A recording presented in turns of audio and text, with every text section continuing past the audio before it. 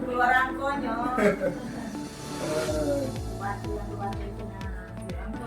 Buka dewe. Buka kok pula di bocor. 9. Ya. Tahu kan?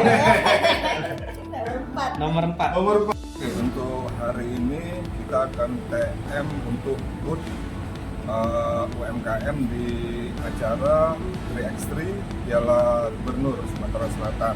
Itu series 3.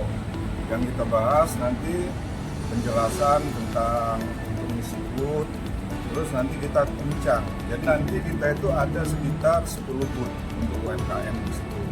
Kalau untuk peserta basket kita sudah sekitar 74 tim.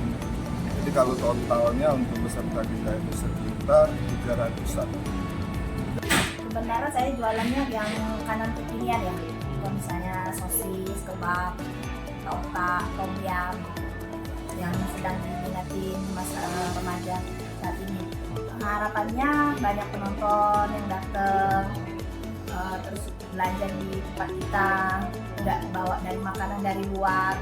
Jadi kan setidaknya kita sebagai UMKM kalau misalnya banyak yang ikut nonton, banyak audiensnya kan kita juga terbantu.